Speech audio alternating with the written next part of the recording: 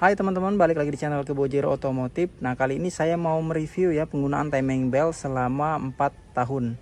Jadi timing belt ini pergantiannya itu di tahun 2021 ya. Sekarang tahun 2025 udah saya ganti kebetulan dengan timing belt yang baru. Nah, ini kondisi timing belt yang sudah 4 tahun teman-teman ya. Saya mau sharing nih.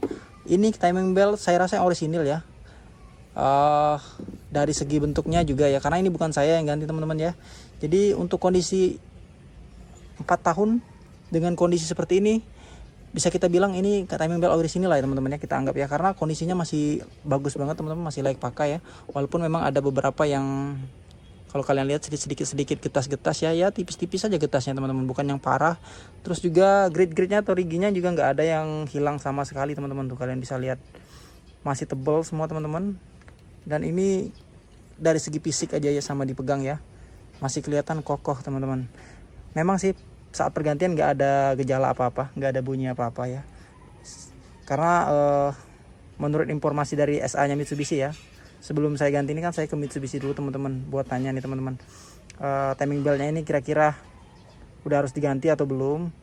Karena nggak bisa dibuka ya, nggak bisa dilihat secara jelas ya. Kalaupun dibuka, dia harus benar-benar bongkar ya, bongkar radiator bagian depan dan benar-benar dilepas. Nah, jadi perkiraan pada saat itu ada riwayat perakitannya itu di tahun 2021 teman-teman. Jadi estimasi masih 4 tahun.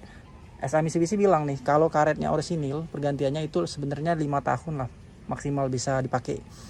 Nah, jadi karena saya mepet ya, udah 1 tahun lagi ya, takutnya nanti kelupaan, lebih baik saya ganti aja teman-teman. Dan nggak nyangka ya, ternyata masih bagus teman-teman nih, masih bagus banget.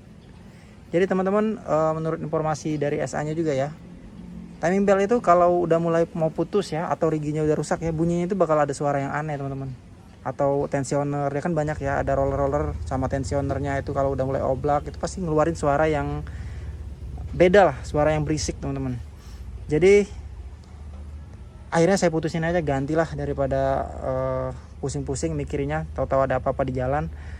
Dan di sini kesimpulannya ya, bener ternyata kata SA Mitsubishi-nya, 4 tahun itu masih layak banget pakai teman-teman. Jadi kalian lihat sendiri. Nah, ini pada akhirnya saya gantinya bukan di Mitsubishi ya, karena dari segi kos ya lumayan gede. Di Mitsubishi itu ongkosnya aja bongkar pasangnya itu 1,5 juta teman-teman ya. Jadi saya pilih opsional di bengkel yang lain yang harganya lebih murah, 500.000 teman bongkarnya, tapi saya beli timing beltnya itu yang orisinil ya. Orisinil dari Mitsubishi. Saya ganti dan orang bengkelnya pun bilang katanya ini masih bagus sebenarnya. Tapi kalau Palang udah beli ya, ya mending diganti aja yang baru. Palang udah bongkar kan, jasanya juga lumayan 500.000. Nah, jadi kita ganti ya. Di sini saya mau sharing aja teman-teman. Kondisinya mungkin kalian yang belum pernah bongkar atau belum pernah lihat ya, ini kondisi masih bagus banget teman-teman. Ada orang yang pernah saya lihat di YouTube ya, ininya udah pada gompel, lepas, dan itu ada suara yang aneh dari timingnya ya. Lalu ada yang mulai retak-retak parah. Kalau ini enggak sih, ini tipis aja, serabut-serabut aja teman-teman. Nah, untuk yang orisinil ya juga mirip-mirip kayak gini ya. Nah, untuk beda yang orisinil sama yang KW itu sebenarnya saya udah bisa kelihatan ya, yang orisinil itu bentuknya kayak apa. Tapi susah dijelasin di sini teman-teman, karena bedanya itu tipis banget teman-teman. Tapi yang jelas ya, yang orisinil itu bakal kelihatan sih kalau kalian bisa bandingin. Dia bakal lebih, warnanya hitamnya lebih pekat, terus juga seratnya itu lebih padat teman-teman. Nah, gitu nah. Tapi kalau mau diceritain agak susah teman-teman, harus lihat langsung ya. Tapi kalau kita nggak pernah lihat yang KW juga susah juga teman-teman. Tapi pokoknya dia tuh warnanya tuh lebih padat aja, nggak ada serabut-serabut yang keluar. Pokoknya benar-benar halus saja. Beltnya itu ya benar-benar halus, serat-seratnya nggak kasar teman-teman. Dan juga kalau di plastiknya ya, biasanya itu bukan hanya ada tulisan Mitsubishi, tapi juga ada tanggal produksi yang dicap menggunakan angka ya, kayak stempel kayak gitu ya. Nanti saya akan tampilin aja di video ini teman-teman ya. Nah teman-teman, jadi kondisinya seperti ini. Ini tulisannya udah mulai hilang ya, karetnya masih lumayan ya. Nah, untuk timing belt sendiri teman-teman ya, yang kecil ini harganya ternyata lebih mahal teman-teman.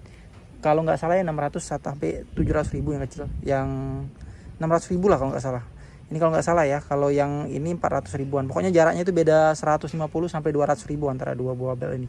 Dan yang ini ya, yang panjang ini yang bahaya kalau putus teman-teman. Seingat saya bahaya untuk jika putus, karena ini bisa membengkokkan noken as dan lain-lain ya. Kalau ini putus ya, bisa berbenturan semua ya mesin-mesin yang komponen-komponen yang ada di dalam mesin ya. Nah kalau yang ini lebih ke untuk peredam getaran teman-teman. Jadi meredam getaran agar mobil itu lebih stabil, lebih halus ya teman-teman suaranya.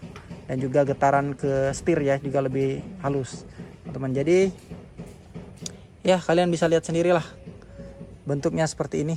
Ini saya zoom ya. Coba saya deketin lagi nih. Pemakaian setelah ini. Jadi kalau kalian yang ganti orisinil ya, jangan takut teman-teman.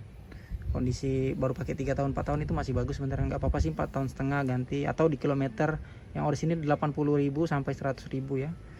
Baiknya sih 60.000 ganti aja lah teman-teman. 60.000 kalau pakai sehari-hari bisa 5 tahun, 4 tahun 5 tahun ya pakai hari-harian biasa jarak-jarak pendek dalam kota. Nah teman-teman, jadi kurang lebih seperti ini ya kondisi timing belnya.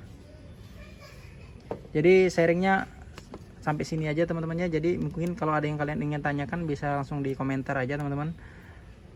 Nanti sepengalaman saya kasih tahu ya. Jadi orang-orang juga lucu di komentar, banyak nanya-nanya yang benar-benar spesifik tentang mekanikal ya, tentang mesin dan lain-lain. Karena saya ini sebenarnya bukan orang bengkel teman-teman. Saya hanya pengguna dan saya di sini sharing pengalaman yang sudah pernah saya alami tentang mobil ini, apa yang sudah pernah saya perbaiki, dan juga apa yang pernah orang-orang bengkel bilang, analisa ya. Jadi bukan saya yang bisa, orang bengkelnya bukan ya, bukan saya yang ahli mesinnya, bukan teman-teman. Saya hanya pengguna yang pengen tahu, pengen belajar tentang otomotif, dan saya sharing ke kalian teman-teman.